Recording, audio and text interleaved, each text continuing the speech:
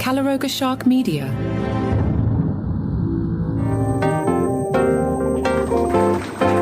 Boy, somebody cranked my headphones, blew my ears out, and I don't know who, because I'm the only one who uses this laptop. Hello, I'm Johnny Mac with your daily comedy news. Hey, good news, Star Trek ruiner Patton Oswalt is not dead. Apparently, there was a rumor circulating online that he had died. Patton said, yeah, this has been very sudden, and I'm trying to adjust, asking for privacy as I ascend. The original post included a black and white photo of Patton Oswalt alongside the caption, Seriously, F 2026, rest in peace. Twitter added a note, Patton Oswalt pictured is alive. Good news for Patton, though. He got good comments. One person wrote, R.I.P. Patton, you were pretty good on King of Queens. And others said, well, there goes my dream of Ratatouille 2. Christina P. has opened up about her divorce from Tom Segura. She did this on the podcast, on the Your Mom's House podcast. She said the two tried to work things out for several years for the sake of the children and family, but ultimately couldn't make the marriage work. She says there's no blood between them. As she put it, we're cool, dude. She told fans she's still there for them and they'll get through this BS just like everything else they've weathered together. Do you like Shane Gillis? Do you like car racing? A big event today. Williams Grove Speedway announced that it has partnered with the Netflix comedy series Tires, which of course stars Shane Gillis. And Johnny Mac should probably watch those final 4 episodes from last season. I just got distracted. Well, at the Williams Grove Speedway, it's Fan Appreciation Night. As far as I understand, you'll get free chips and candy, courtesy of Martin's Potato Chips, Hoseheads, and J&S Classics. Fans at the event will have access to the back pit area from 5:30 to 6:15 to meet the drivers. Out on Netflix today, it's Ricky Gervais' Alley Cats. Diane Morgan is part of the cast there. Some podcasters have a crush on Diane. Alley Cats, 6 episodes, 15 minutes each, so you can blow through that in can you do that in an hour? No, that'd be 1, 2, 3, 4, an hour and a half. It'll take you an hour and a half to do that. That was very Letterman, what I just did there. The 6-part comedy, 15 minutes each, follows a band of foul-mouthed feral cats from across British society as they search for companionship while reflecting on the absurdities of modern life. Diane Morgan, who some podcasters have a crush on, does one of the voices. Diane said, I know you see the cats and you think, oh, they're cute and lovely, and they have these little adventures, and then they open their mouths. We learn that the cast recorded together rather than separately, and as Diane says, it's basically the cast of Afterlife again with a few new additions. She credits Ricky for keeping spirits high on set and says, despite Ricky's experience, he laughed so much during recording that scenes had to be redone. From Mainwire, Bob Marley is talking about the furries. Apparently, Bob has a new bit that he's comfortable with the Mainwire talking about. So, spoilers if you're going to go see Bob Marley tonight. Bob says, kids nowadays think they're animals, fur burgers. The audience laughs at that, apparently. And Bob says, oh, what are they called? The audience gets out furries. Bob says, look, people can be whatever they want to be. I've got my own problems, as you can obviously tell. We learned from Mainwire that furries made news a year ago in Maine at the Mount Blue Middle School in Farmington when a student began barking like a dog at another student who regularly crawled around the school on all fours, hissing at other students and openly identifying as a furry. The barking student was suspended for 5 days. We'll keep it up in New England with Seth Meyers. He's up there tonight at the SNHU Arena in New Hampshire. Seth Meyers' show will support 2 New Hampshire groups, 1, Court-Appointed Special Advocates of New Hampshire, and 2, the Granite State Children's Alliance. Seth Meyers said, it's going to be a night where we're going to have a little bit of messaging about how important the organizations are, and mostly it's going to be a night for people to come and see some stand-up comedy. Vogue went with the attention and getting headline. Mary Beth Barone is ready to piss off the right people. That's a good headline. That got my attention. Mary Beth Barone tells Vogue, my stand-up is very reflective of where I'm at currently. I know that I wanted to speak on politics, but finding ways of getting there that you wouldn't necessarily think, presenting one idea and then relating it back to something political. I also wanted the comedy to feel super specific, and my goal is always to make women and queer people laugh. That's the same mission they've carried on from Thought-Provoking. Netflix Dolby, you basically have 3 minutes to show people who you are to make them stick around for the rest of the special. Spoiler, she mentions that in the special. And as I mentioned previously on this podcast, I took the challenge and went, yeah, I'm not interested. And I bailed on it. I'm sure other people love it. My wife mentioned to me, we were in the car and we're talking. You know, you ever been in a car with your spouse and you talk? You know, this is a thing a couple might do. So, I don't know, we were talking about basically everything, the podcast, comedy, I don't know, what we read on the internet. And she said, Netflix is showing me some comedian. That's all she said. And I went, Mary Beth Barone. My wife said, pretty. And I'm like, yep, that's her. She asked, will I like it? And I said, no, it's probably too dirty for you. And then my wife moved on. But it was interesting that the Netflix algo was pushing Mary Beth Barone at my wife, who went back to watching shows about people being murdered. Mary Beth Barone said, I had to really consider how I wanted to present myself to a new audience. What's the material that feels really important to me? What does it feel like I want to say right now? That was the guiding light. I've watched a lot of women's special, but there aren't many, and especially Amy Schumer's Live at the Apollo was very influential when I was just starting. I've always been inspired by her comedic point of view. As for the final cut of the special, Mary Beth Barone said, I'm proud of myself for doing the jokes that were more of a high-wire act, confronting edgy and dark topics. I wasn't afraid to take risks with the jokes because the discourse is always in the back of my mind. My desire to say these things just outweighed whatever the potential response might be. Could be a joke about Crystalia or Ozempic, or my Jack Russell Terrier Bailey, who I grew up with and describe as a domestic terrorist. Must have been the Irish in her.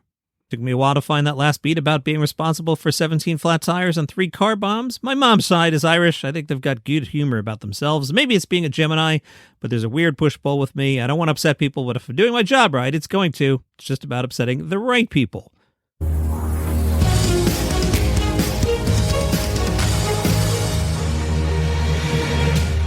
Comedy stock market. Every Friday on this program, I announce that we're going to bomb Iran, and I manipulate the stock market, and then I make some insider trades, and then Monday morning I go, psych, we didn't do that at all. We almost have a deal. Oh no, that's a different guy. That's not me.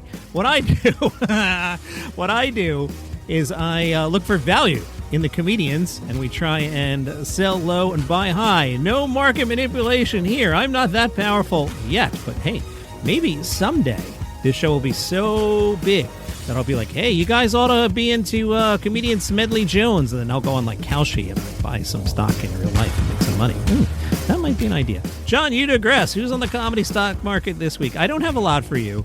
Let's sell Ted Lasso. The reviews are not good.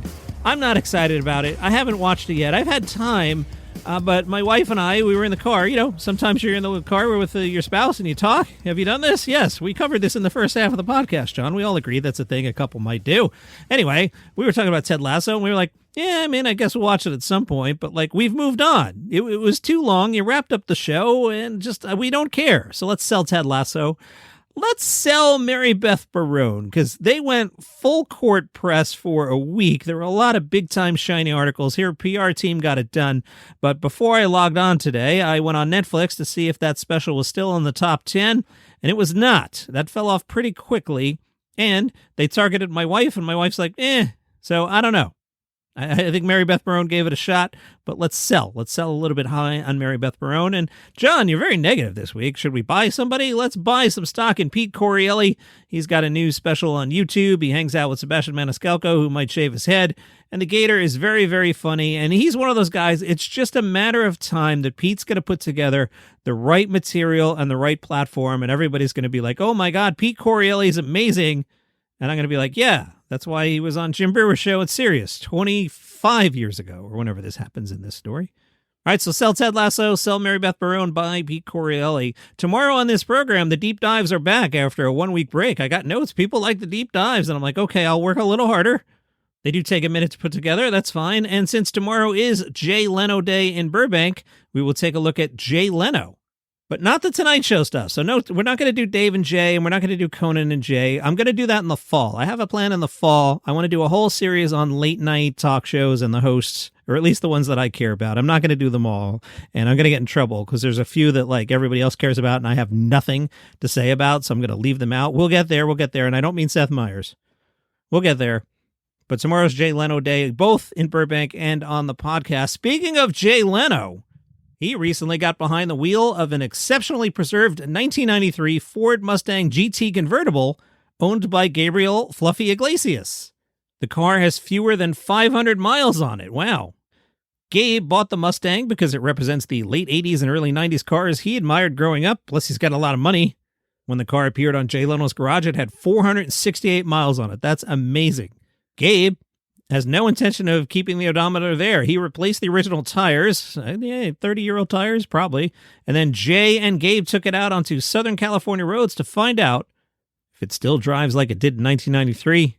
We were told that under the hood sits Ford's 5.0-liter high-output V8, also known as the 302 cubic inch small block. It was rated at 225 horsepower when it was new, and it sends power to the rear wheels through a 5-speed manual transmission. But you guys knew that. Jay has upgraded the sound system in the trunk. We are told the sound system occupies much of the luggage space and has a playful touch without altering the car's basic mechanical character. Jay Leno was impressed. And I thought this was interesting. In The Guardian, they have a comedy critic, Brian Logan, and he did a little Q&A with the audience, and the audience asked a comedy critic, Brian Logan, after years of reviewing comedy, do you still get belly laughs? I've talked about this in the past. I call it Emperor of Rome syndrome. I can logically understand something is very funny, and I will say to you, that's hilarious, but I don't laugh. I get this. Let's see what Brian Logan says. There's no point pretending that after years of comedy watching, some of the base-level mechanics of comedy have lost their power to surprise. But the best comedians don't resort to the base levels, or if they do, they so adeptly reinvent or conceal or re-engineer them that there's a surprise and delight to seeing that process in action. The comedy I get most excited by is the stuff that makes me laugh or gasp and not know why. I love the sensation of puzzling out why I've just found something so startling or funny or unexpected. I love to get to write about it. So yes, I still get non-infrequent wows and a huge sense of pleasure and privilege to be seeing and writing about comedy. I feel ya. He was also asked, do you agree that in Edinburgh and elsewhere, the almost complete reliance on a single format, the hour-long show that's supposedly about something but is usually just a string of loosely related bits, perhaps with some added crowd work and a bit of padding for regionals, has made stand-up a bit boring? The Guardian's comedy critic Brian Logan answered, I think it could equally be argued that the fringe in this country has made comedy more interesting, liberating it from the simple structures of club comedy, encouraging it to take more creative and theatrical risks. But yes, I acknowledge the straitjacket of the 55-minute running time and certain discernible formulae in the creation of shows to fit it can make things sometimes feel samey. But a good creative comedian won't make a show that's as transparent or cynical as you describe, and the best shows will really be about something rather than just pretending to be. And that is your comedy news for today. I will see you for Jay Leno Day tomorrow.